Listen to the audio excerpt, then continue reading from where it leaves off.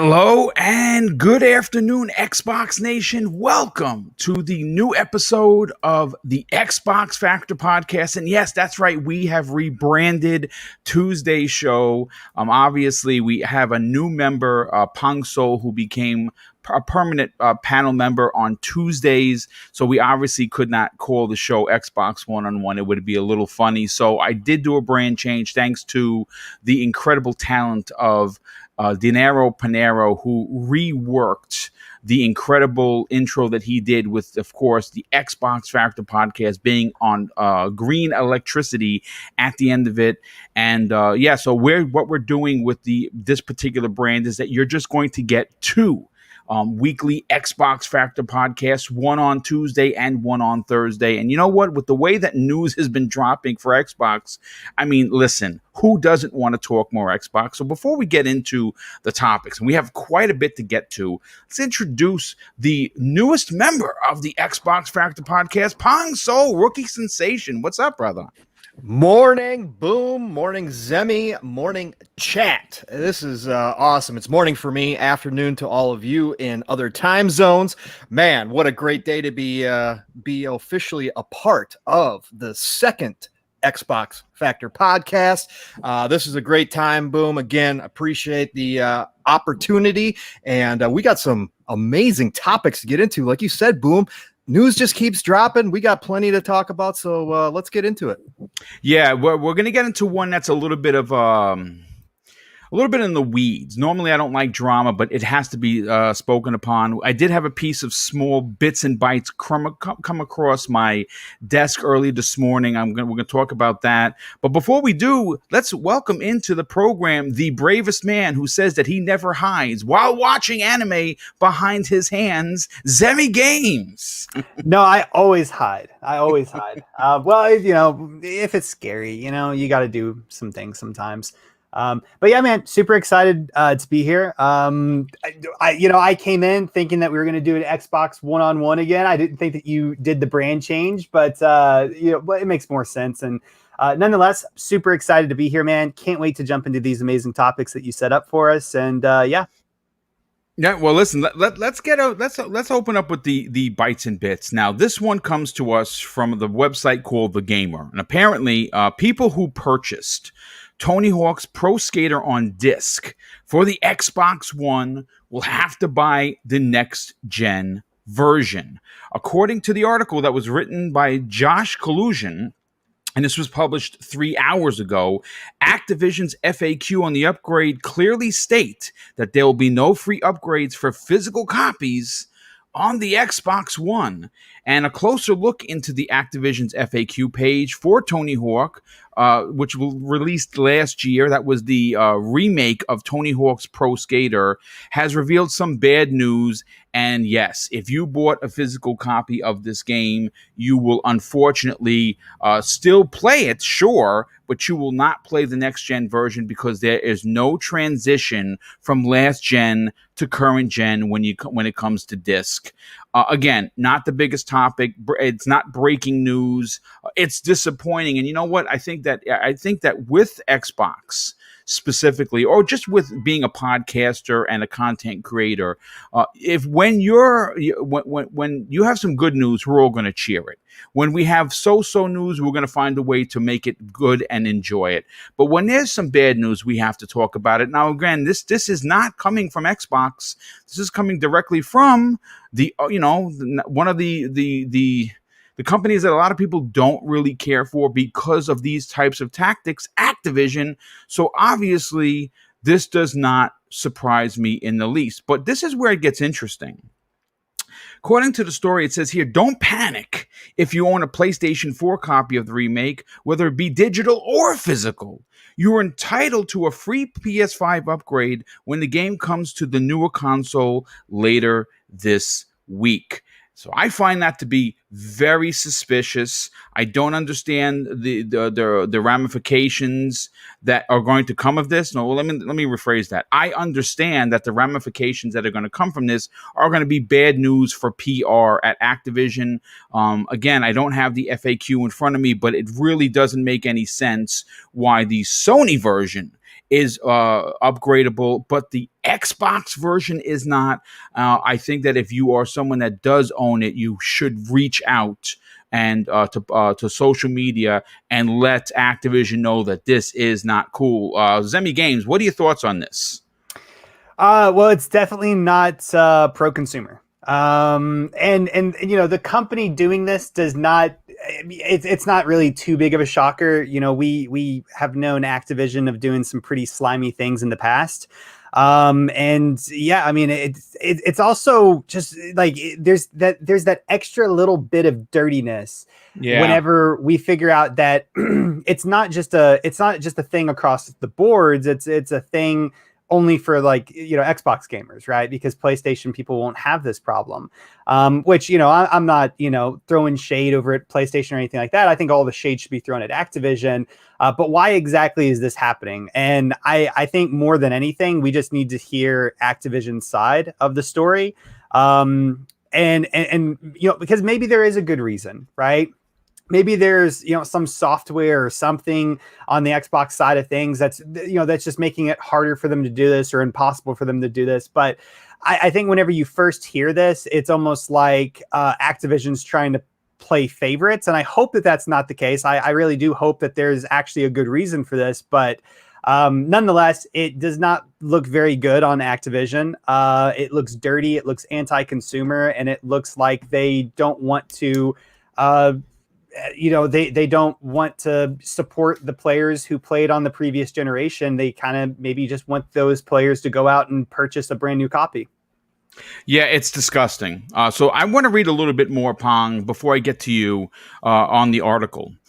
It says here, according to, and again, I'm reading verbatim from the article, the first hint that the Xbox One players with a physical copy will be left out in the cold can be found right at the top of the page. However, its confusing wording may mean it's just a misunderstanding. Though, as you look further down the page, in big parentheses, it says this: the upgrade offer will not be available for physical versions of the game on Xbox One, and it's clearly stated under the Xbox upgrade section of the FAQ. Now, I have to be honest with you folks.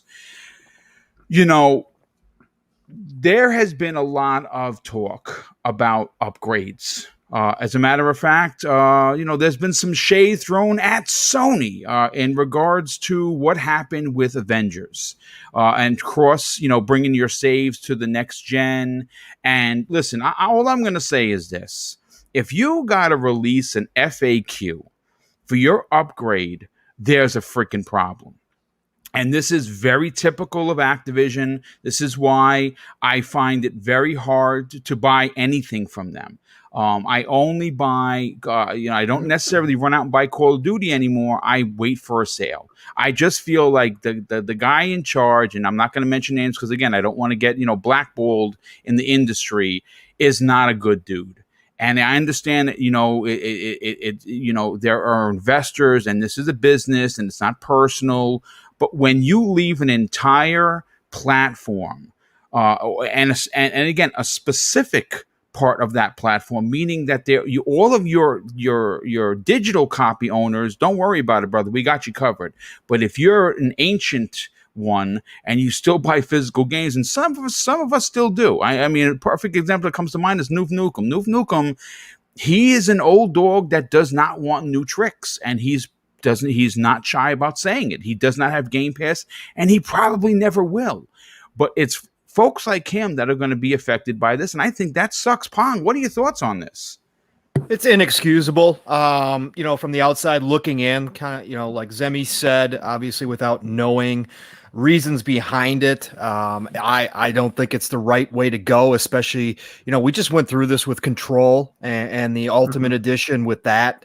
Obviously it's a bad look for whatever company decides to do this, especially since all these other companies have been upgrading old games for free. Yeah.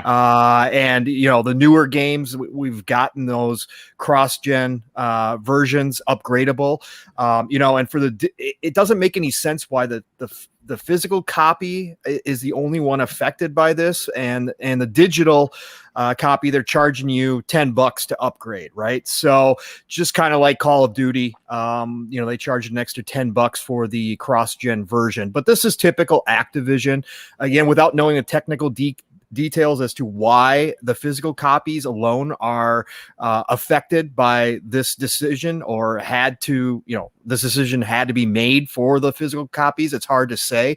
But again, I wouldn't put past Activision, which I don't think anybody would at this point, to do something scummy like this on purpose. I would like to see a better explanation. I think as consumers, we deserve a full explanation as to why something like this happens.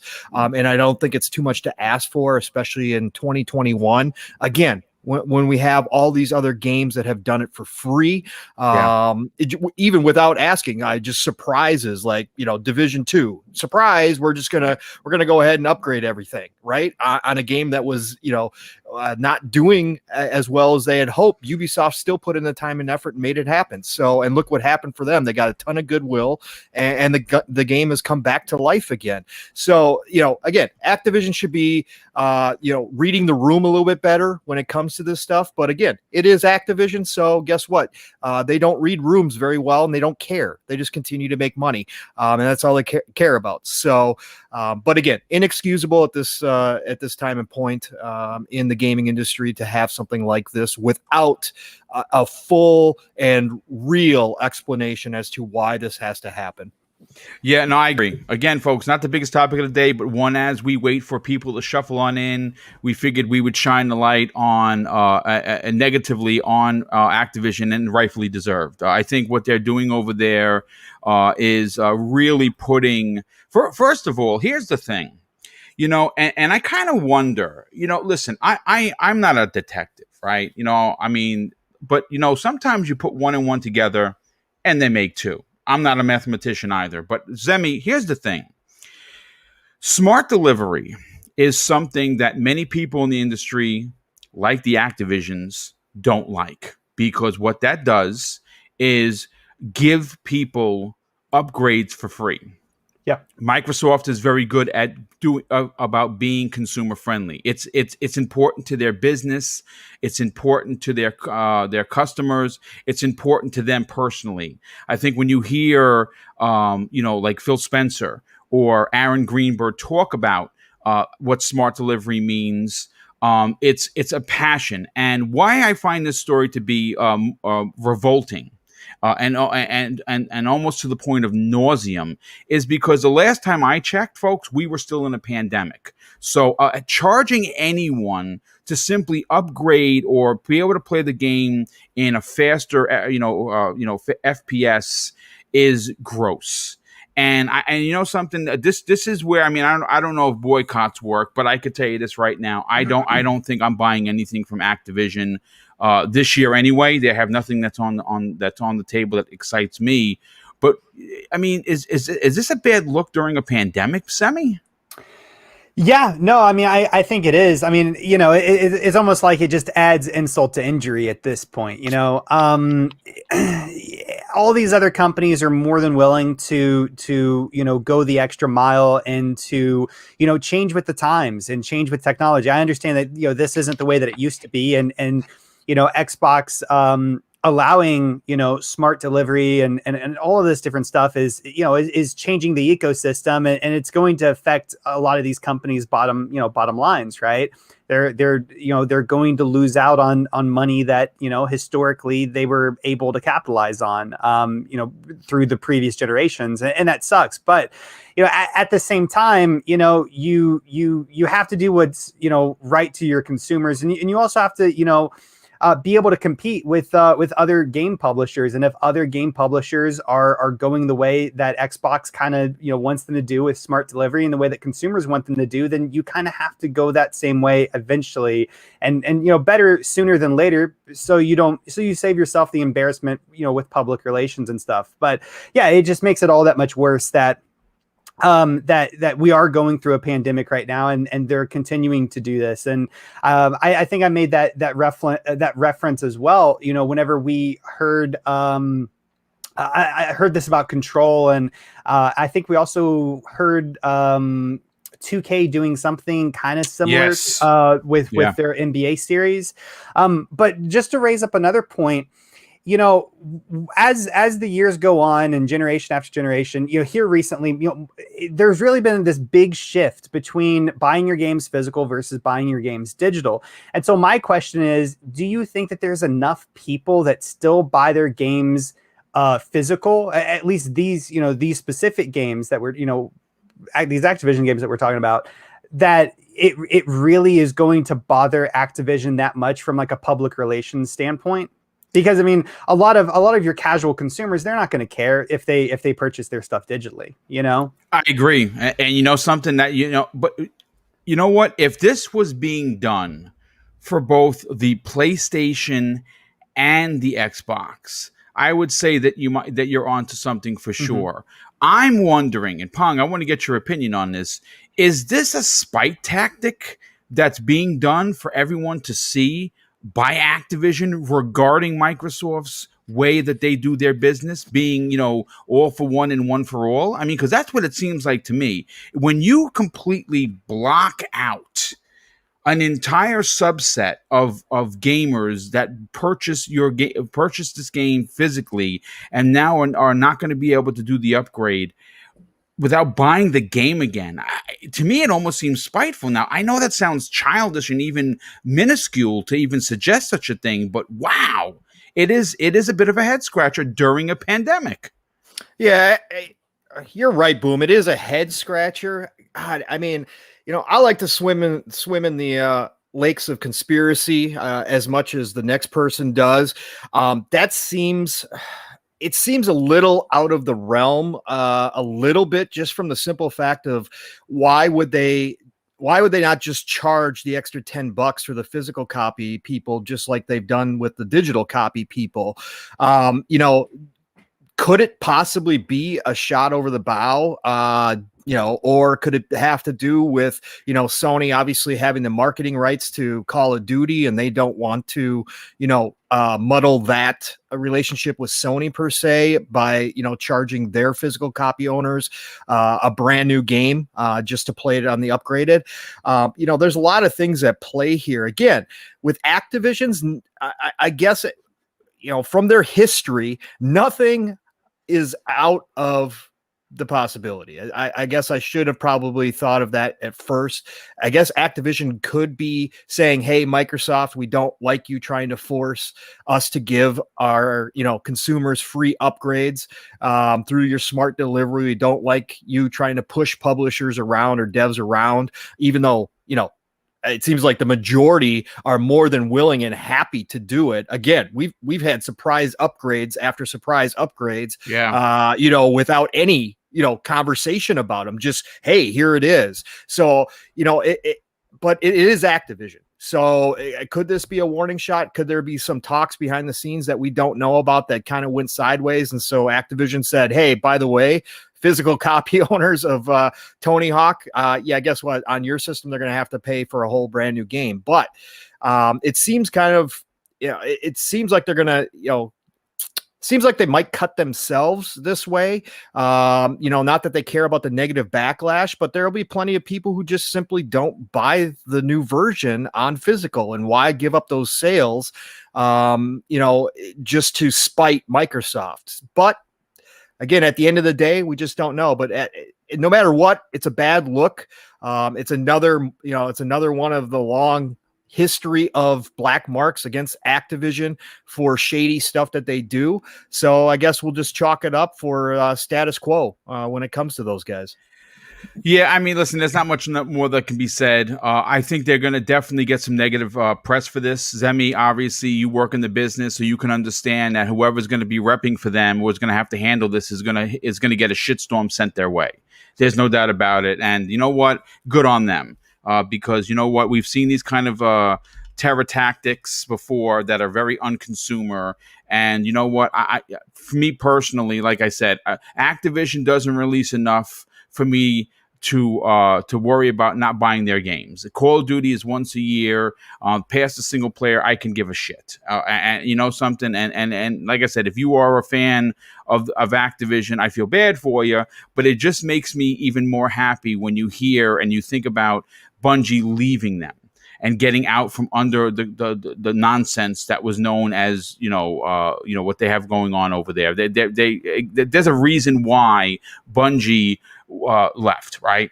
I mean, I'm not making that up, folks. So again, we'll see what happens. It's going to be interesting to see where this goes and what actually happens next. But I do want to get on to topic number one. That was our bites and bits as we welcome in the near 400 people here already. I want to thank you so much for taking the time to come and hang out with us on this lovely Tuesday afternoon. And obviously, so let's do some show notes for a second and give you guys the heads up of what's happening this week. Obviously, we're going to have the second helping of the Xbox Factor podcast this Thursday. Fridays, Breakfast with Boom is only going to be a 90-minute show because I'm going to give myself 30 minutes to get myself together, get a drink, maybe a bathroom break. And then at 12 p.m. Eastern Standard Time, we are going to be covering the ID at Xbox Indies event, where they're going to be showing gameplay from 25 games and showing over 100 games in total. I don't know how long that show is going to be. It could be 45 minutes. It could be an hour. But we're going to be streaming that live, so you'll be able to watch it live with sound and hear us react to what they're showing. It's the first time I'm doing that. I reached out and got all my T's crossed and I's dotted to make sure that it's going to work this time, and I'm all good to go. So if you want to join us on 12 p.m. Eastern Standard Time this Friday, we're going to be doing a live stream of the Xbox event.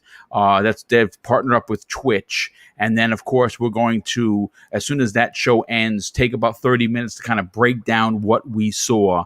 And so that's the shows for the rest of the week. And, of course, if you missed last night's incredible primetime gaming, it is up for you to check out. But listen, let's move on to the first topic of the show. And before we do that, actually, I got to thank Mika Bell in the chat. Thank you so much for being here. But more importantly, thank you for the generosity. They drop an outstanding $5 super chat. First one of the day. So thank you for your generosity. Now, look, I don't like console war shenanigans. I try to stay away from it. But sometimes, as a fan of one system or the other, you get roped in because your social media feed blows up with nonsense. Now, I normally, again, I won't comment on it because I have a live show that I can speak to you folks, and I have a bunch of panel members here that are going to be able to reiterate and discuss what we're going to bring to the table here. But on March 16th, the Xbox wireless headset was released worldwide. The reviews have been nothing short of outstanding, to say the least. As a matter of fact, I did a review myself for Zemi Games, ConstantGamer.com. That review is up right now. Is that correct, Zemi? Yes, it is. Yes, and of course, Zemi had to do some work on that because I'm not a journalist, so he had to. I wrote my words, and he positioned it in a way. So if anyone should get credit, it's Zemi because he set it up. It looks gorgeous. But yes, I did give my impressions of it, and that is up for you at ConstantGamer.com. That is the website that Zemi has created, and it's a site that is done.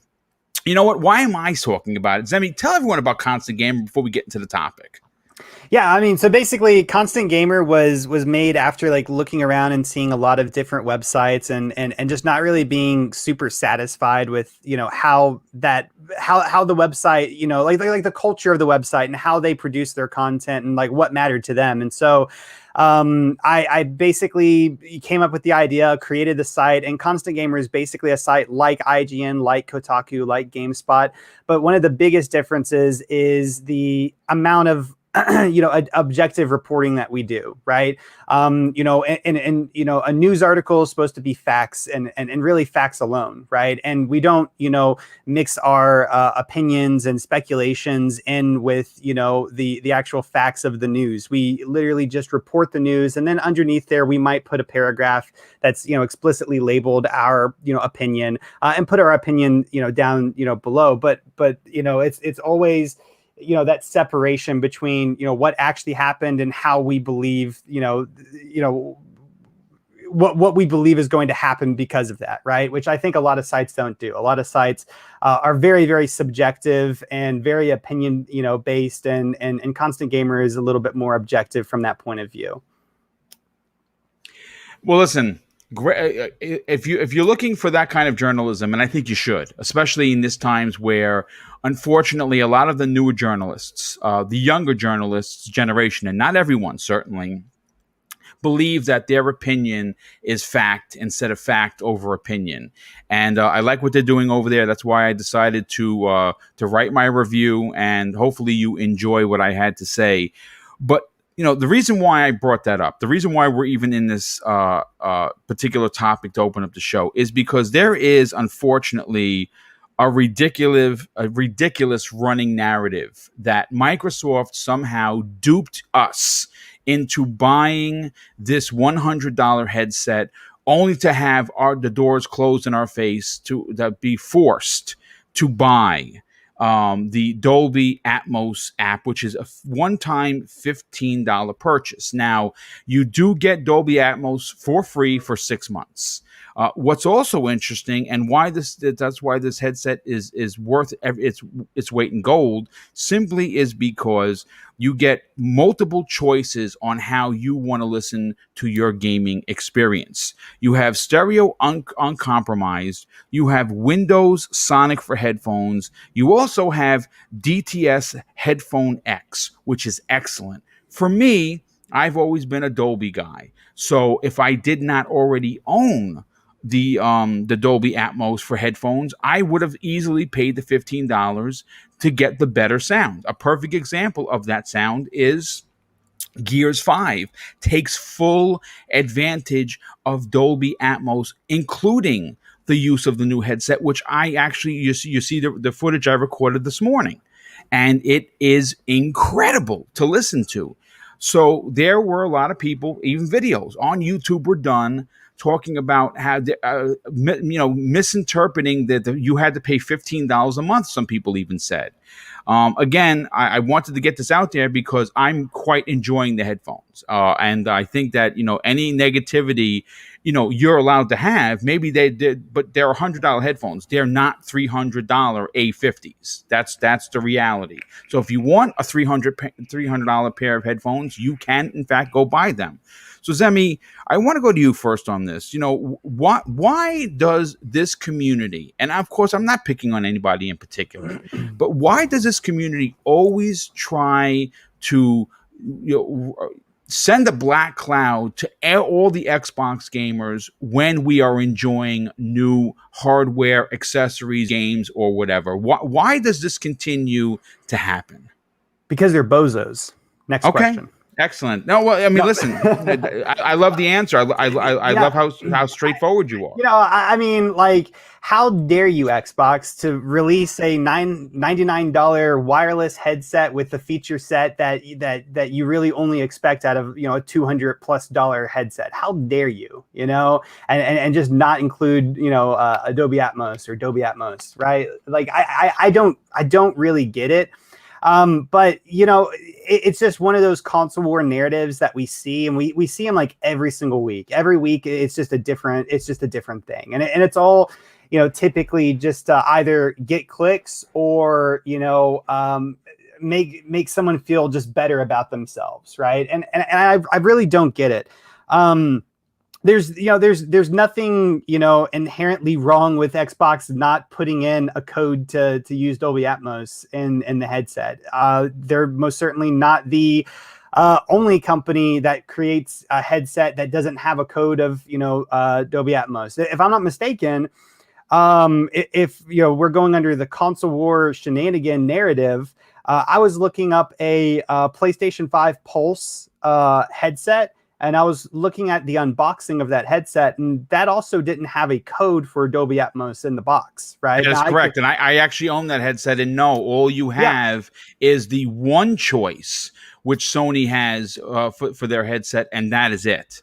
sure. Yeah. And you know what? And maybe that one choice is absolutely fantastic. I don't know. I haven't experienced The it or tried it headphones are out. good. Um, They're certainly good. But listen, again, it's one sound choice or one sound option sure. only. Yeah.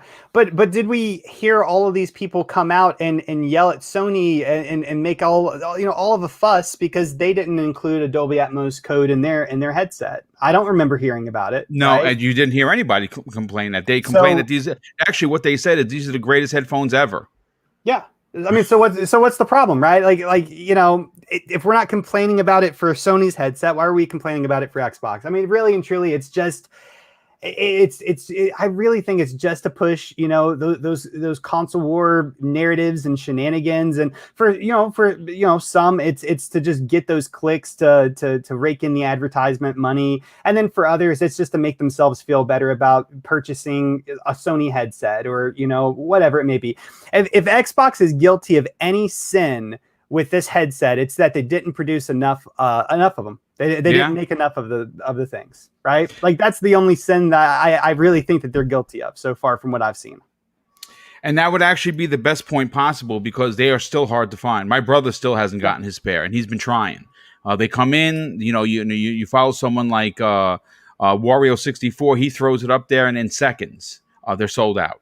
I was very fortunate enough to get mine live on the air. As a matter of fact, I've been very lucky like that recently. I got my X like that, and I got my headphones from the Microsoft Store live on the air. And again, I'm quite enjoying them. I really think that they are worth their money. And again, are there better headphones? Sure. But not for the price. Certainly not for the price. That is definitely. And if you want to know my opinion on it, definitely go to constantgamer.com and check that out. It's sure. Right there on the homepage. Right there on the homepage. Well, look at that. Yep. Thank you, brother. Definitely appreciate that. And hopefully people enjoy it. But Pong, let's get your opinion on it. Again, not the biggest topic of the show for sure. But one I think that's worthy of a conversation simply because we're seeing more and more that there's a certain subset of the community that is panicking. That Xbox is doing all of the right things. They're making all of the right moves. Game Pass is everyone. As a matter of fact, if you think about it, in the last week since it's been announced, how many people in this community are beside themselves, over the moon, excited about Outriders because it's in Game Pass?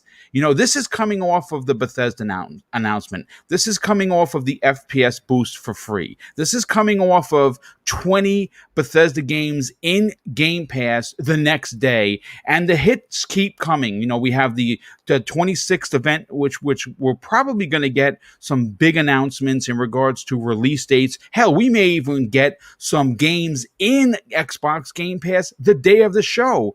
So why does this continue? And do you find it to be almost laughable that people are complaining, not that the headset is shit, that you actually, if you want to, and you are someone like myself I don't consider myself an audiophile. No, I don't, but I do like Dolby. So before I bought this headset and another headset, I paid $15 because I thought it was worth it.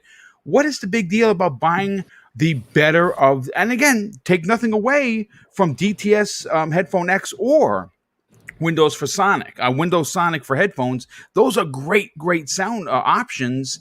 Why the hubbub? These, okay, I'm going to try to phrase this correctly here. These sad individuals are trying to fill empty places in their life by being energy drains on this community, or trying to. And it's a pick your poison with these people. Either they're intellectually dishonest or they're willfully ignorant. Okay, one of the two. And to try to continue to run with these, let's just say it, stupid narratives that something like having the option of Dolby Atmos on a set of headsets for a one-time license fee of $15, when some of them were even trying to state that it was going to be a subscription. Yeah. Okay. So that. Okay, something that has been known for what, 3 years, 4 years now. This is not new. Dolby Atmos has been a one-time license fee for 3 to 4 years ever Yeah. since equipment has been coming out with the ability to use Dolby Atmos. So again, these people, I wish the rest of the community would ostracize these people when they do something like this, because they get exactly what they want. Whether you quote tweet them, whether you go behind the scenes and talk about them, that's exactly what they want when they put this kind of ridiculous narrative out there. And again, why they hate Microsoft and Xbox so much, I have no idea. This is a company. No company is our friend, but they put out products that, again, drive the industry. And again, I have a preference this generation, and that happens to be Xbox. But I love and enjoy all games, right? I don't buy Nintendo stuff, but I don't sit around thinking about how I can trash Nintendo, because I respect Nintendo for what they do. And I respect the entertainment they provide people. And that's what all these companies are doing. Yes, we are all consumers. They want to sell us stuff. They are in the business to make money. But that business happens to be providing us a hobby, which is incredibly fun, and more people are getting into.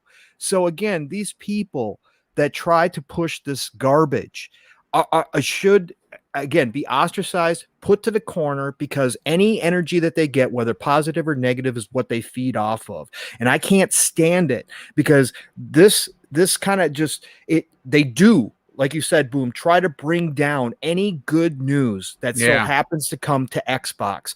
And it's time to put that childish behavior away. Okay, these are grown adults doing this, supposedly, right? But they don't handle themselves as adults. They can't even have a discussion about how something may be good. But again, the focus of this is the Dolby Atmos. For everybody out there who doesn't know, it is an optional service that you can buy for a one-time $15 license agreement, which goes to multiple devices. So if you buy that license and then you happen to buy a sound bar that supports Dolby Atmos, you will have the ability to use Dolby Atmos on that as well. So again, that needs to be understood. And I again, like you said, Boom, this is a small topic. It's something, unfortunately, that has infected this community. And we got to find a way to root it out, because as gamers, we should all just be enjoying what is going to be, I believe, the golden age of gaming right now. And we have so much good stuff coming out across every company that we should all be celebrating, and not trying to do this thing where we tear down the other community because, for whatever reason, we want to garner that kind of negative energy back. We should not be trying to do that. We should be trying to pump it up, because competition is good for everybody. I hope in the next set of headphones that Sony comes out with, they offer the option to buy Dolby Atmos, because right now they don't have it. Right. So this should maybe wake them up. If I was lucky enough, like you, Boom, to get the pair of Xbox headphones. Love them. For $100, this is a great, fantastic pair of headphones that I am really enjoying. You get 6 months free of Dolby Atmos with your purchase. And if you don't want to continue after that point with Dolby Atmos, if you don't think it's worth it, so be it. You don't have to resubscribe to the $15 one-time license. That's okay. Nope. You can easily just go right to the options. And there's actually a super chat that comes in from Andrew Cullian, who says, I'm confused. Do you have to have Dolby Atmos? The answer is no, you do not. There are 4 options that include Dolby Atmos once you own the app. And once the 6 months run out, if you don't want to renew it, then don't renew it. You have Windows Sonic for headphones. You have DTS Headphone X, and of course, the uncompromised stereo. So there are multiple options, and the DTS is fantastic. Yep. It is. And even the regular sound is fantastic. I've been fooling around with the EQ settings, not using Dolby Atmos because not every game even supports Dolby Atmos, but I've been fooling around with the EQ, and these headphones are worth a lot more than the $99 that they're charging right now. That they have great sound. I came from a set of A50s. I used A50s for about 4 years, and these are comparable. Okay, I'm not going to say in every aspect, but for $100, you cannot go wrong versus $300. Okay, so if you're looking for a great pair of headphones for $99, this is it. And again, please, people out there in the chat, people listening to this, stop giving these guys attention. Stop giving them any kind of energy. They're not worth it. Mute, block, and move on with your life, because these people are just here to try to bring you down to their level. And I personally don't allow it to happen. I wish everybody would do the same. No, and that's a great point. Great point. Yeah. Real quick, Shane Jawanski in the chat. I said Jawaski in the chat drops an outstanding $5 super chat. Hey Shane, thanks for being here, brother, and thanks for the generosity. He says this, and this is terrible too. I'm less happy about having to pay £70 for my cloud saves each year than my one payment of for Atmos. Wow, $70 a year for cloud saves. That is awful. I didn't even know that was a thing. Thankfully, I don't have to do that. I'm sorry that you do. That's terrible. But I do want to move on to the next topic, and this one is pretty interesting. Again, sometimes when news doesn't punch you in the face, you gotta kind of look for things. You gotta search out the news. This one is interesting. Now, it is. I'm just going to say it right now. It is a bit suggestive. I don't have any, Microsoft didn't hit me up in the, the Blackboard or DMs and be like, hey, listen, I got a secret for you, but don't tell anyone, but tell someone.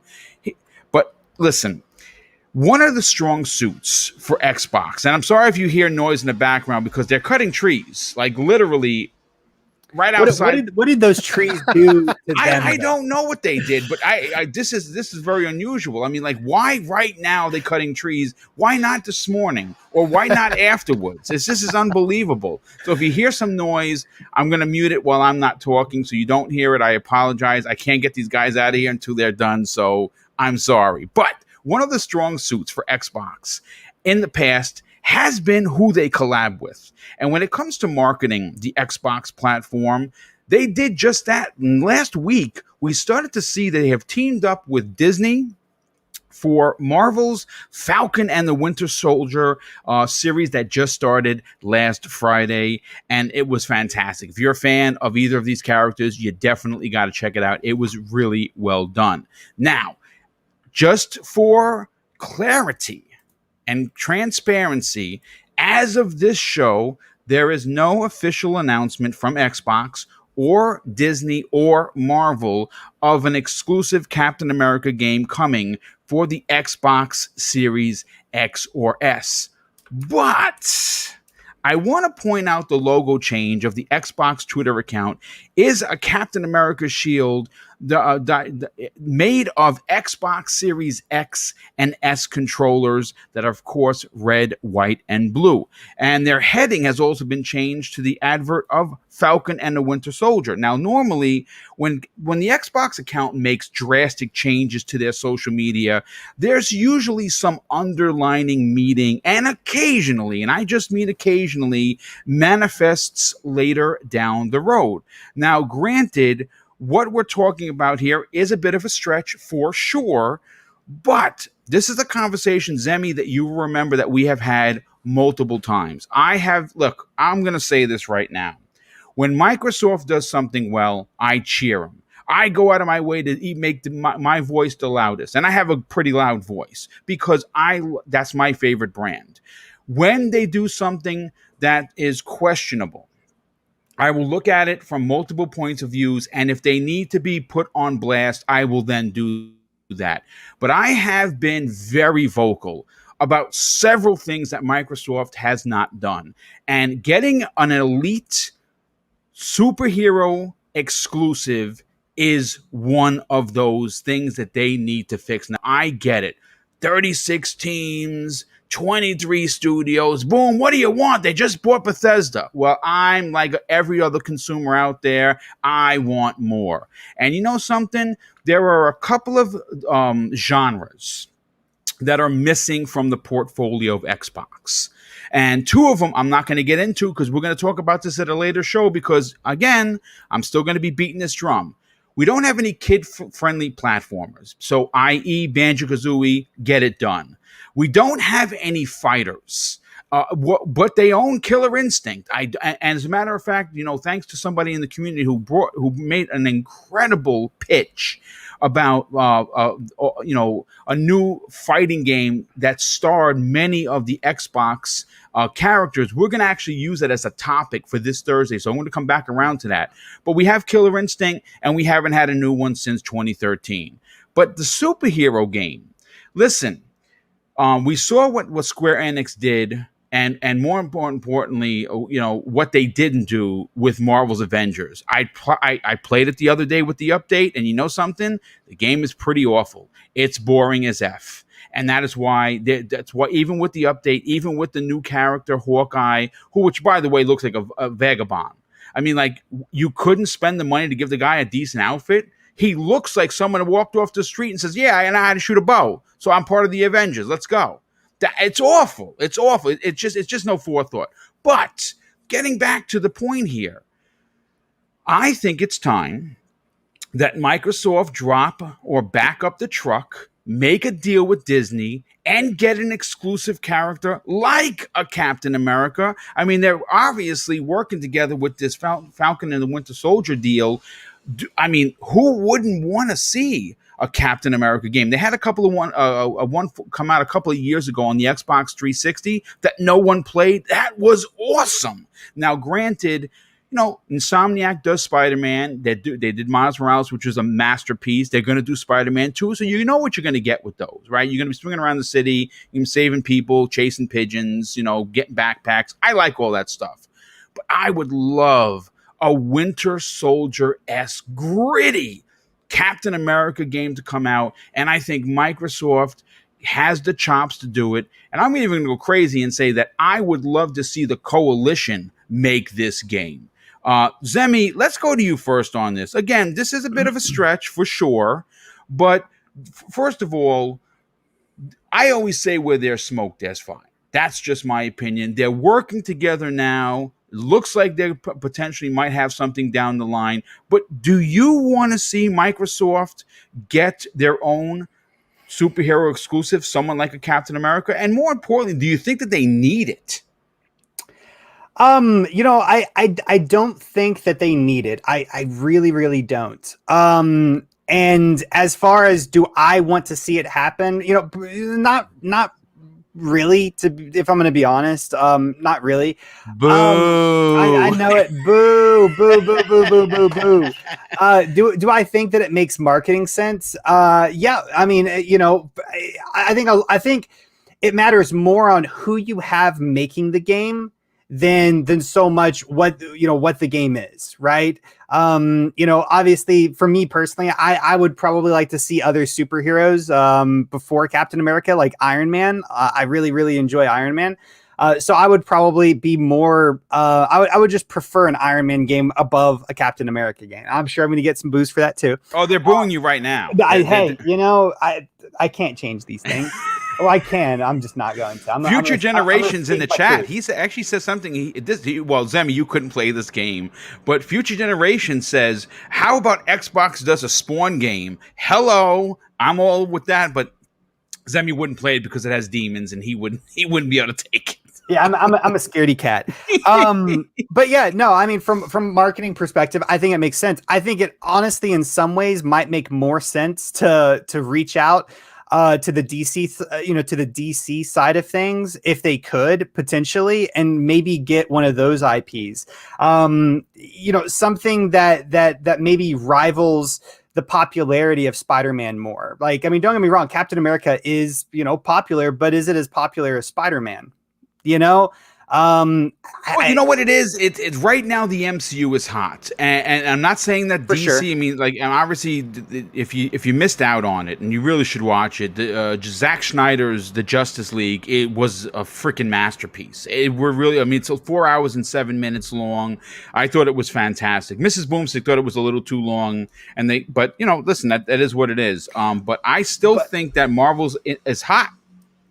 No, it for sure, it 110% for sure is. And as to like the studio, I would like to see make this, if it even, if it happened, right? I think the Coalition is a great choice because I think, you are, like you and me, like, I think we both really want to see what the Coalition is capable of doing other than Gears of War. And I think that they would definitely be capable of doing this game. But just to add in another one, and, this is completely a cheat, but I would love to see Xbox acquire Sobo and then have them do this.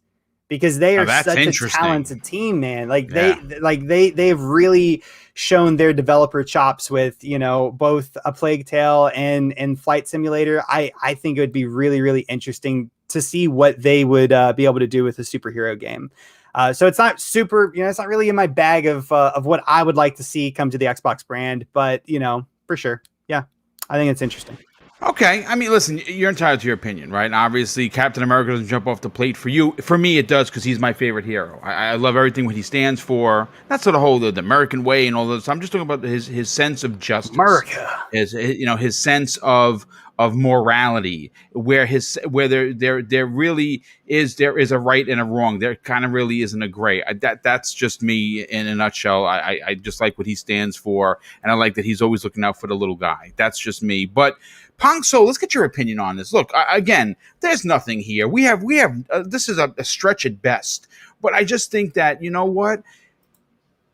There have been a couple of articles written about this. Like, wouldn't it be a good time for Microsoft to get their own exclusive with this partnership? Again, is it going to happen? Probably not. Should it happen? It absolutely should. My question is, would you like to see a Captain America game? More importantly, who would you like to see make it?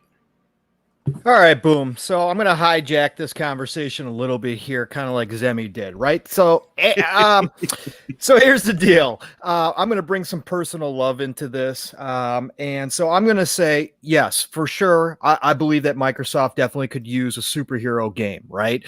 For sure. 100%. They generally do well. Avengers, obviously an outlier when it comes to superhero games, not doing very well or, below expectations. So again, set that aside for a minute. Here's my deal. Timing is everything, right? So we've got Falcon and the Winter Soldier out right now. Avengers seemingly has run its course through the movies and, peaked in popularity. So I'm looking towards the future and something more realistic that would give some time while Marvel is working on it for a studio to develop a game to go along with it and hit roughly around the same time with great impact. Yeah, makes sense. Yeah, so here's what I'm looking at. Feige has been thankfully teasing, because again, this is a personal love of mine. Avengers was always second fiddle to this group when I was growing up. And again, I know it depends on what area of the country or world you were in, but they were always second fiddle until Marvel screwed them all up. Okay. But Feige has been teasing about rebooting X-Men. Okay. Yeah. And they're going to call it the Mutants, supposedly. Okay. Which is what the original title was supposed to be. I think that would be a huge franchise to jump on, because people are going to be looking for the next big thing now that Avengers has peaked and obviously gained worldwide popularity through the roof, bigger than probably even they ever thought it would. So if they can do the X-Men right, finally, please, I'm begging the gods right now, please let them do this right. X-Men could regain their form as one of the best franchises Marvel owns. And to go along with that, to have Microsoft, who seems to be, obviously they got the marketing deal with Marvel right now. So, they're talking. So why not go ahead and talk about doing an exclusive game to release roughly around the same time. So they've just been teasing the mutants right now. Yeah. So they're probably not even in production. They probably don't even have the script fully written, even if it is written right now. So you're talking about probably 2-3 years down the road. Plenty of time for a studio to get up and running. Plenty of time to make the game. Yep, correct. So I think you go the X-Men. I think you work out a deal for exclusivity there. And as far as the studio, now I went way outside the box with this one. I looked at all the studios underneath the umbrella now, and there is a lot, and there's a lot of people qualified to do it, but a lot of them have big giant games already in development, and their teams are obviously working to get those pushed out in the next couple years. So I would try to find a team that may be working on a project, but maybe that project could be, have a pause put on it and go ahead and move over to something like this. So I'm going Roundhouse. Roundhouse Studios, for a lot of people who don't know, is all the former employees of Human Head Studios. Okay. When Human Head Studios closed up, all the employees contacted ZeniMax, contacted Bethesda, and said, hey, we're looking for a new home, but we want to stay together as a team. And Bethesda loved what they heard, loved what they saw, and they brought them underneath that umbrella and formed Roundhouse Studios. Now, Roundhouse Studios, Human Head Studios, I should say, for those of you that don't know, were the original developers of Prey 2006, which was an amazing game. Was dope, dude. Oh, my God, amazing. Now, their follow-up game admittedly did not hit. That was Rune 2. Okay. And it did not do well ratings wise. There was still obviously some love there because there was a lot of people from the PC that loved Rune 1. So they did get some love. They didn't do too bad, but admittedly the critics didn't like it and it didn't hit. But that was a third person action RPG, right? So they've done that. They've done the first person with Prey. This team has been around for a very long time. These are established developers.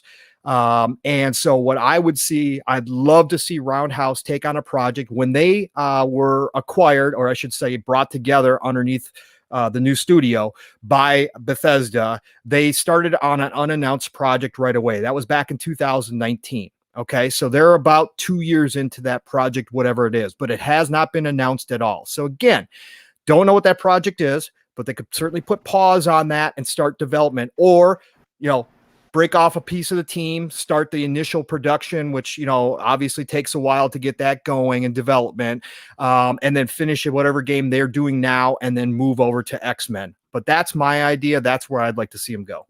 I mean, dude, I love the path you let us down. I mean, listen, the reason why I decided to bring this up is because obviously, with the advertising, I immediately equated this. We got to get a Marvel exclusive. Now, the X-Men being with Xbox seems like a match made in heaven, right? Like, I mean, they can even have Wolverine's claws made into an X. You know what I'm saying? On the side of, a console or something. The marketing would be incredible. It would. I mean, it's literally just jumping off the page in my mind. But, so if you're working what would look better on that beautiful Xbox Series X. That big black beautiful console. A Ghost Rider head? No, the white Punisher logo, and have Coalition make it. Well, you know what? I can't argue that point. I think that look, I'm going to be honest with you. I'm the host, and I just got thrown off my own show because the Punisher game sounds dope, and the X-Men game sounds better. So listen, honestly, the reason why I brought it up is because one of the sites that I constantly get information from is from Game Rant. Now, I don't know how many people go to that. I like Game Rant. I like their writers. Every now and again they write something that's questionable, but for the most part, they do good work. But what they said in the article talking about the Marvel exclusive was what's clear from the trailers, ads, and the very title itself are that the two characters are teaming up, which practically begs for a game with an ally AI alongside them for the entire fight, or, of course, co-op. And it says this: there are even chances for a hypothetical game to demonstrate these characters separately. Side quests, personal quests could help flesh out each character's background and story.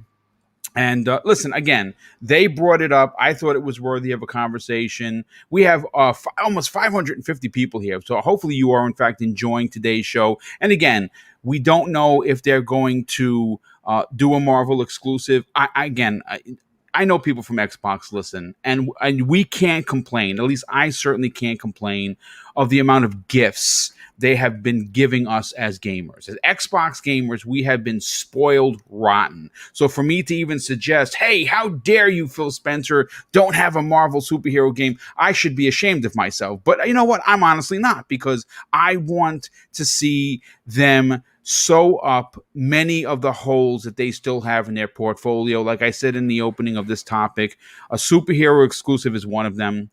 A platformer, a family-friendly platformer, which they have the IP to deliver with Banjo-Kazooie, and a fighter, a proper Killer Instinct 2, where you can bring in guest characters like they do for Mortal Kombat, and you see how well that has sold.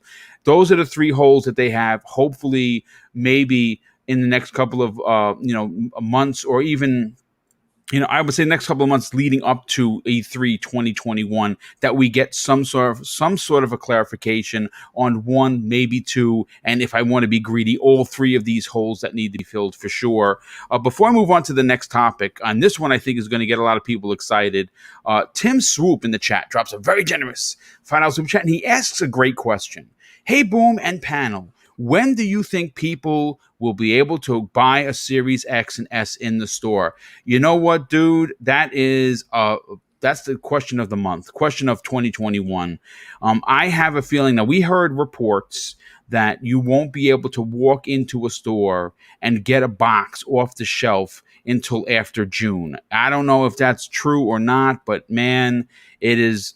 Look, the only thing I could suggest, if you're still looking for one, is please go over to Twitter and follow and hit the bell icon for Wario64. Even D-Batch of RDX has been doing an incredible job of posting when he gets these alerts, and people have thanked him publicly about, hey, thanks D, and thanks Wario, I was able to get a console because you put it out there. They're both legit dudes, and if you're still looking for a console, definitely follow them on Twitter. And certainly hit the bell icon so when they make a post, especially, about these consoles, because they go quick, that you'll be able to find one. Pete Sherry Shirey, I think I said it wrong again. Pete, I apologize. Thank you so much for being here, Pete. And thank you for the $5 super chat. And he says this: social media is is a blessing and a curse. Indeed it is, dude. He says a lot of good info and news, but a lot of unnecessary hate. Be good to each other, people. Life is too short. And you know something, Pete? That's a great quote. I mean, listen, hasn't this world's horrendousness with COVID-19 taught us anything? That we really should just be nice to each other and be happy you got out of bed unassisted? I mean, like, seriously. I mean, if what has happened in front of us does not change your path, then you really need some help. I'm going to be honest with you. So thank you for the $5 super chat. Thanks for the comment, Pete. Definitely appreciate that. Nightwolf, 3186, generous friend of the show, good friend of Boom's. He drops an outstanding $5 super chat. And you'll like this, Pong. He says, if not a Captain America game, how about an X-Men Legends game with the new console gen tech, or a Hulk Ultimate Destruction? Do you remember Hulk Ultimate Destruction? How dope that was. I mean, he put boxing gloves of cars on his hands to beat down people. I mean, who doesn't like that? He drops another outstanding and very generous $5 super chat and says, I love Cap, but my only worry for the game for him is the traversal. Yeah, that he's doing a lot of running around. I mean, he's in good shape, so he can do it. But I see your point. It wouldn't work in an open world game, but maybe a similar size to God of War. Now that's interesting. Yeah, an open world, but not. Dan Lazaro drops a very generous $5 super chat. Dan, welcome to the show. He says Captain America and Iron Man are boring. Get Batman a Superman. I mean, listen, you can't argue that. Wow, we have a lot of super chats come in. Paul Grant, good friend of the show, he drops an outstanding $5 super chat. Says, hey, Boom and panel, just wondering, is Breakfast with Boom change days. Don't get me wrong. I love Xbox Factor. I'm just curious. No. It's not changing. Breakfast with Boom is on Friday mornings at 10 a.m. Eastern Standard Time. This particular week only, we're doing a 90-minute show instead of a full 2-hour show because at noon, I'm coming back to do a special edition of the Xbox Factor podcast to cover the ID at Xbox event that's happening. So you're getting 2 shows on Friday rather than the one. So don't worry, Paul. He drops another $2 super chat, says, "Oh, keep up the great content. Love it all." Well, thanks, Paul. Definitely appreciate the generosity. We have one from Killanitis drops a very generous $2 super chat and says, "Microsoft should make an Unreal Tournament game." I tell you, you know what? I like that, but you know what they should do? A new Quake is what they should do. Antoine Williams drops a very generous $2 super chat and says, "Could make a 2D X-Men throwback for now." Man, I would take, you know what I would take, Pong and Zemi? Yep. I would take the X-Men arcade redone like they're doing the Turtles. Please, can someone get on this? Yep. Can I Let's do it? Yeah, let's do it. Yeah, absolutely. Have the same team that did Battletoads. I forget their studio name. God, why can't I think of it? Dalala Studios. Yeah, Dalala. Yep. Yeah, have Dalala. Yeah. Yep. I like what you're putting down for sure. But listen, let's move on to the last topic of the show, and this one is interesting. You see it in the thumbnail. Topic number 3 comes to us. I think there's definitely some fire here where there's smoke. You know, with many of the Yakuza titles, the Yakuza titles coming to Xbox Game Pass in recent months, many fans of the anime-inspired Persona 5 that is currently not available on the Xbox Series X or S are asking, when will it finally arrive on the Xbox platform? Well, thanks to industry insider known as Special Ed, we have new information that, according to his sources, the once PlayStation 4 exclusive is heading not only to Xbox, but it's going to launch directly into Xbox Game Pass. In a story pulled from comicbook.com, they're reporting that back in February, Xbox Insider and industry leaker Special Ed, and spelled SHPESHAL ED, relayed word that Microsoft was working on more Sega games to come to Xbox Game Pass and Xbox Game Pass Ultimate on the back of the success that they have seen with the Yakuza series. Fast forward to this morning, or actually yesterday, and the insider quote tweeted this claim with an image of Persona 5 with an Xbox logo in the middle of it. Now, it's worth noting that the leaker doesn't outright claim Persona 5 is guaranteed to be coming to Xbox Game Pass and Game Pass Ultimate, but it is heavily implied, and how everyone, including myself, has interpreted this tease. Now, considering the solid relationship that Microsoft currently has with Sega, it seems to me like a no-brainer to put Persona 5 on Xbox and to have it finally come to this platform where, listen, I bought Persona 5 on the PlayStation 4, and I was talking to the guys in the green room before. After the 17th train ride, I realized that it just was not for me. But just because the game isn't for Boom does not mean that there isn't millions of Xbox gamers that would love to have this game come to the platform. And we do have someone on the panel that's a big fan of it. Pong So, I want to go to you first on this. First of all, are you a fan of the Persona franchise? But more importantly, what are the ramifications of this huge PS4 exclusive potentially being released on the Xbox, but more importantly, into Xbox Game Pass? Yeah, absolutely. Boom. My love for Persona goes back to actually Shin Megami Tensei 3 on Nocturne, which came out on PS2 back in the day. Persona is a spin-off of that original series, which was Japanese only for the longest time.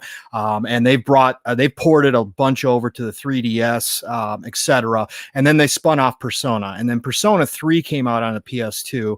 And that's really where I started with the actual franchise. And my favorite one is Persona 4 Golden on the Vita. It was one of my favorite. A lot of people, and most people will tell you Persona 4 Golden was their favorite on the Vita of all places. Yeah, absolutely. Just absolutely incredible. I actually had the PS TV as well, and that was compatible. So I used to be able to play it on my big screen. So I really, really love it. It's one of my favorite JRPGs of all time.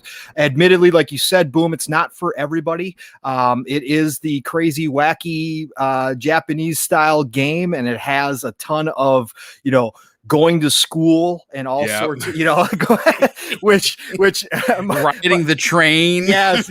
My brother from another Mav, aka Fun Speculation, will tell you he's a big JRPG lover, but he cuts it off at having to go back to school all the time. So I understand. But again, this is the one of those pieces to the puzzle that Phil's been talking about. We've talked about forever that obviously the Japanese and Asian markets are important to him. These types of games coming into the Xbox ecosystem are extremely important to create that diversity that Game Pass platform needs, right? Not every movie on Netflix is for everybody.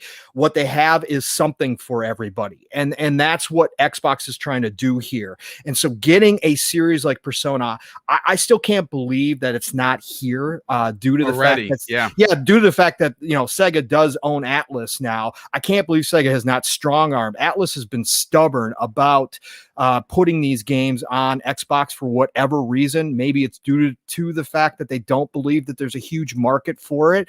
But again, until you put your games out there, just like Sega did with Yakuza has been a Sony staple forever. Yeah. What happens? They drop Yakuza in the Game Pass, and all of a sudden you find a whole new group of Yakuza lovers. I've seen people on Twitter that swear they have never touched a Yakuza game before because they did not think that they would be interested. And they went straight to Like a Dragon, which is more classic turn-based style JRPG than the action-based regular Yakuza franchise is, and they actually love it. Okay, people are finding new games through Game Pass, and to get Persona 5 in this ecosystem would be huge. And I would love to see the back catalog of whatever they can do, because they've done some HD remasters and stuff, also come along with that and introduce a whole new group of people to the magic that is Persona.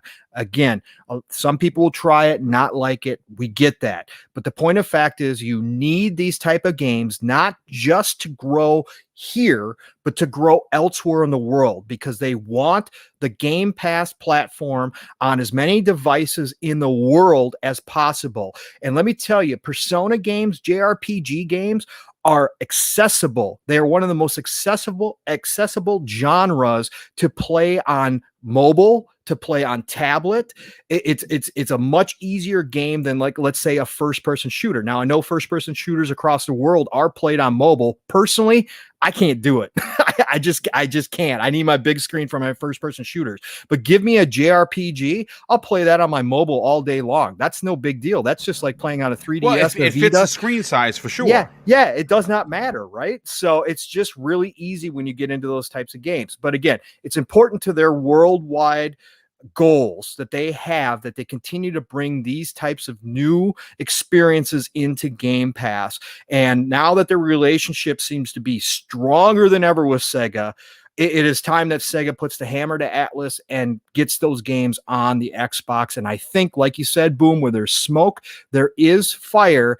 And I think eventually we are going to see this, and we'll cross our fingers that they bring like Persona 4 Golden over and all those, because there are some really great games within this franchise. And I'd love to see Shin Megami Tensei also come over eventually, because they just dropped, I think they're doing another remaster, and they announced it for PS4. I'd love to see that come over to the Xbox family as well. Again, great series. People who have not tried them, if you have access to them, go play them. But we are going to hope and continue to hope that they're coming and dropping into Game Pass, and I think eventually it will happen, especially Persona 5. I think that will be the test. It is the most successful one that they've had in that franchise, even above Persona 4 Golden. And so I believe that they will drop that and see how it goes. And if it gets the reception that the Yakuzas did, then I think we might see a little change of heart from Atlas for the rest of their library coming over. You know, you make a lot of sense, but we also have to look at the bigger picture here. As great as it would be for a fan like you to have it come to the Xbox, and potentially it's going to be a niche title, right? So you're going to get maybe 1, 2, 3 million people to play it. It's in Game Pass, so people go, why not try it? But I think that at the end of the day, what they're trying to do in places like Japan, like Korea, where xCloud is going to be their foot in the door, so to speak, having IPs like this in Game Pass is big. It's a necessity. Sure. It's a necessity, Boom, at this point. Because again, if you're going to get people to actually get interested over there, since Western style games aren't as big, you have to have these types of games in there for sure. Yeah, I absolutely agree. Real quick, Jesse Darby in the chat drops a $5 super chat and says, how about a Howard the Duck game? Yeah, you know what? I mean, it's a little weird. I don't know how that would go. But I see your point. Howard the Duck is kind of cool, but how about a Howard the Duck Conquer crossover? Oh, now you're talking. Now you're talking. Now we might be onto something here. Semi Games, let's get your opinion about Persona 5. Listen, this is a game that many people want to see come to the platform. And like Yakuza, which never made its way over here until just recently. You know, Phil, we know, went over to Japan since 2018 over a dozen times. It's probably 2 times that, because with a lot of stuff I don't know when he travels, but I know that he's been spending a lot of time in that region of the world trying to handshake deals. How big of a deal do you think Persona would be for Xbox? I think it would be a really, really big deal. You know, specifically the reason that you just highlighted right there is, you know, helping Xbox reach into the Japanese market with xCloud and Xbox Game Pass and so on and so forth, right? And you know, maybe even give that little extra reason as to why a consumer in that region might actually go and pick up a console. Of course, they would probably be more likely to play on their smartphone and so on and so forth. But you know, having this extra, title definitely pushes, that those people in that market to adopt the Xbox brand. So huge from that point of view. As far as my experience with Persona, I've never played it. Right. I remember seeing it a long time ago, like one of the older Persona games, maybe Persona 3 or Persona 4, like in Game Informer. And I didn't have a PlayStation. I kind of wanted to play it, but, you know, I never got to. And here recently, where I just bought my PS5, I have seen Persona. I actually looked up a Let's Play of Persona 5 on YouTube, and it looked really, really good. And so I'm currently planning on playing that here in the coming weeks, months, whenever I get to it. I have a lot of games over on that system to make my way through. But I'm really heavily interested in jumping into Persona 5. And I think it would be absolutely amazing to have that over on the Xbox ecosystem. You know, there's really no reason why it should be a Sony exclusive, a PlayStation exclusive. And I think that there are enough people that are fans of those Japanese, style kind of games and JRPGs over here in America, you know, and more importantly on Xbox, that it would make a lot of sense to put Persona 5 on this system. But one thing that really excites me more than anything is that them doing this similar to how they did with Yakuza would potentially help level the historical exclusive playing field that Sony has been doing, you know, for all of these years, right? And, you know, by reducing down, you know, the number of exclusives that Sony can, you know, stick their flag into, hopefully it will push them to being more competitive and maybe purchasing some additional studios, or just having their teams that they currently have start production on even more games. That way, the consumer keeps winning. We say it so often, on this podcast, and several people say it on other podcasts, but when there's competition, the consumers win. And Xbox getting Persona 5 over to their platform is raising that amount of competition, right? It's raising the bar, and Sony's going to have to try to jump over that bar. And when that happens, competition, gamers win. And I think that's what excites me the most about this. I'm probably going to play Persona 5 on my PS5 before it comes over to the Xbox ecosystem, if it ever comes over. So I'm not too worried from that front, but I'm really excited about the competition that this will fuel in the industry. And I agree. I think you're onto something with that. I think the competition does do work for to get these kinds of titles. And again, we've seen it have big success. And I really like what you said. I level the playing field of Sony having all of these exclusives. I think that's great. Now, again, Persona 5 is a little old. Persona 5 Strikers is relatively new. I'd like to see that one come, but I agree with you. I would like, honestly, again, not all these games are for me personally, Zemi and Pong. For me, I would like to get to the point where a game like this, like an anime-based game that has a niche market, gets the release on both the Xbox and PlayStation at the same time. That's what I hope this eventually leads to, because something, these Japanese developers have to know that they're technically leaving money on the table. I mean, again, the Persona 5, I don't know how well it sold. I think it sold a couple of million copies on the PlayStation 4, but you could have doubled that if you released it the day and date, on the Xbox. And I think that, again, we don't have confirmation, but I do believe Special Ed, he has been more right than he has been wrong. And again, we're going to see, but I think that if it does come, and I believe it is, it is going to be a big announcement. Now, obviously, we're almost at the 90-minute mark, and that's what this show is. I do want to kind of close out with one particular small thing. I'm not sure if you saw this. Mr. Badbit posted something the other day, yesterday afternoon, that one of the big games that was being dropped supposedly into Xbox Game Pass on the 26th was Hades. Twitch accidentally put that out there. They kind of let the cat out of the bag, and now the cat's running around. You can't put it back in the bag. If you don't know what Hades is, that game was nominated for Game of the Year, folks. And I have it on the Switch, and it is pretty goddamn good. That is one of the games that was going to be announced at this indie thing on Friday, and is supposedly dropping into Game Pass, I think, the same day. Pong, what do you think? What are your thoughts about this?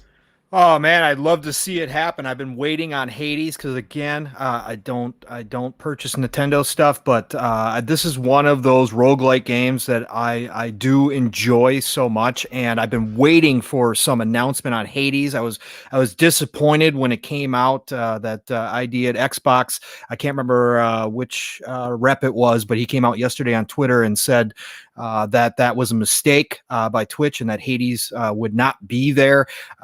I posted a tweet and said my dream is dead. So I'm hoping that we can get something of a surprise here, and Hades does show up, because I think this would be another big get for Game Pass. It's a perfect game for Game Pass, and you know what? These types of games are the ones that drop into Game Pass. I try to make sure that I do like it as much as I have seen, and then I go ahead and purchase it, because I love supporting independent developers and smaller teams. So this is definitely one that's been on my radar for a long time. I've asked Indie Gamer, I don't know how many times, if it's coming, because I wanted to know for sure that it was coming on Xbox, and he kept saying it'll eventually come. It'll eventually come. So I'm really, really hyped that something may happen here. So I hope it's true. Yeah, me too. And Zemi, closing out today's incredible Yep. show with a bonus topic towards the end. I mean, do you know what Hades is, and would Have you like to no see idea. that? You don't. You have no Have idea. no idea. And But this I was this. will. But I will say this: I'm really excited about the indie show on this Friday, and I really, really, really hope that we see 12 minutes and they finally give us a release date.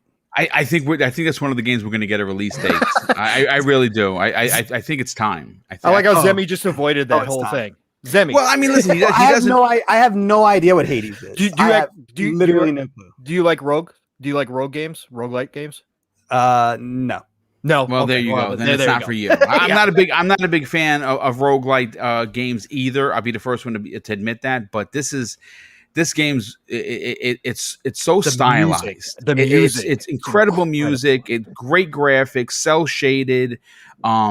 It doesn't take no big learning curve. I mean, yeah, sure, you got to do the moves and everything, and you got to try and not get killed. But it's a listen, folks. It was.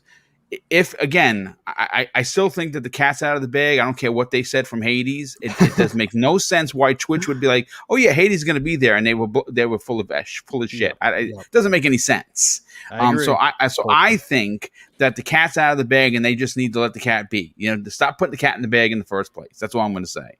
But listen, folks, this has been a great show. Hey, Enrique, a good friend of the show, the best voice in the business, he drops an outstanding $2 super chat and says, he says, Glenn Gregory at ID and Xbox debunked Hades Coming. Yep, that's Boo. who it was. That's who it was. Okay, That's what I tweeted out yesterday. Dream is dead. Dream is dead. All right. Well, first of all, welcome.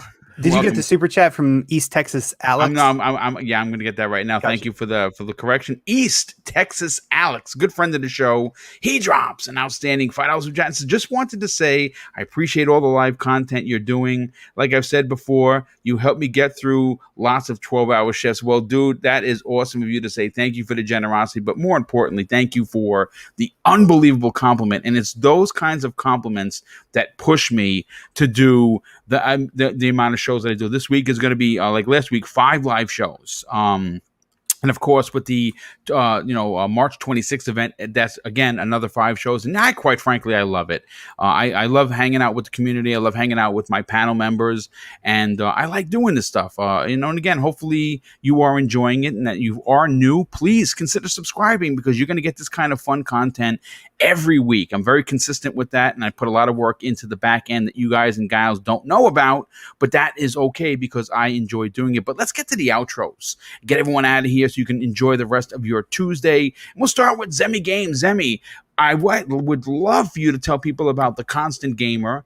Tell everyone about where they could reach out to you and potentially boo you on social media. And also, what else you got going on?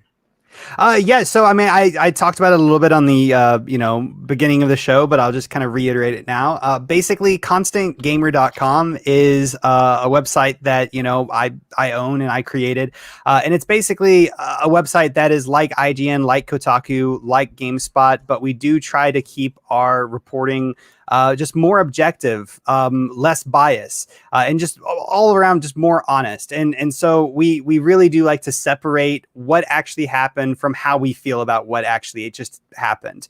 And if that's something that you kind of resonate with, if that's something that you're interested in reading and supporting, definitely go to constantgamer.com, check out the website. We do gaming news, featured articles, game reviews, all sorts of stuff. We have a community section where more is coming to that section, but currently right now, we have some gaming quizzes, and I'm still working on a Mass Effect quiz to come out to coincide the legendary, like the new trilogy that's coming out. And if anyone that is currently listening would be interested in writing for a site like constantgamer.com, all you have to do is just click on the contact us button and then click on the join the team icon, and then just go ahead and fill out a short little application and I'll be in touch with you.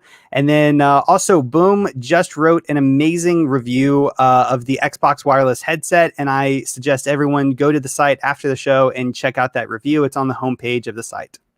Well, yeah, thanks for that. And again, it was my pleasure to help. I've written a quiz that did pretty well. Resident Evil quiz. It actually did pretty good. I'm gonna write another one I'm actually gonna do a preview and a review of Resident Evil Village when that comes out. I'm actually have both versions pre-ordered. I always do because there's going to be a PSVR aspect to it, so I'll play that there. But of course, I have the Xbox Series X version. Yeah, well, I need my achievements, but I also need to be given a potentially a coronary because it keeps the blood pumping for sure. But thanks for being here, Zemi. Definitely appreciate what you're doing and love what you're doing at the website. More people need to get over there and check it out. And I enjoy it as much as I do the lordsofgaming.net. These are two websites that if you want honest, good writing, if you want opinions that make sense, that aren't narrative based, you definitely got to check out both of these websites for sure. But rookie sensation Pong Soul, now a permanent member of the Xbox Factor podcast on Tuesdays.